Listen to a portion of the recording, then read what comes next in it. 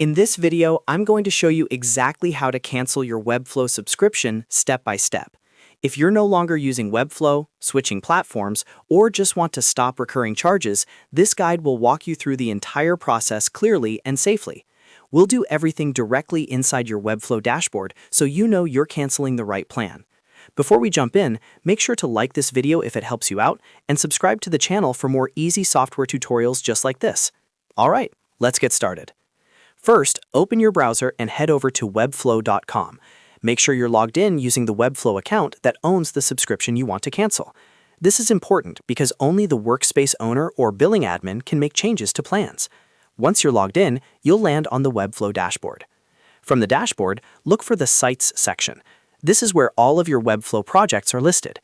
Even though you might think subscriptions are managed per site, Webflow actually organizes billing through your workspace, so don't click into a specific site just yet. Stay on the main dashboard view so you can access your workspace settings properly. Next, locate and click on Plans. You'll usually find this option in your dashboard navigation related to your workspace. The Plans section is where Webflow shows all active subscriptions, including site plans and workspace plans. This is the area where you can review your current billing details, renewal dates, and plan type. Once you're on the Plans page, take a moment to identify which subscription you want to cancel.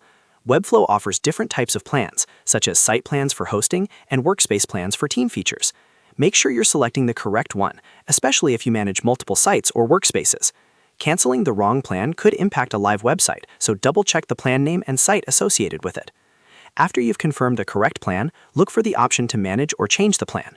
Webflow will show details about your current billing cycle, including when the next charge is scheduled. From here, you should see an option to cancel the plan. Click on Cancel and follow the on-screen prompts. Webflow may ask you to confirm your decision or provide a reason for canceling. This is normal and helps them improve their service. Go ahead and complete the confirmation steps. Once finished, you should see a message confirming that your subscription has been canceled.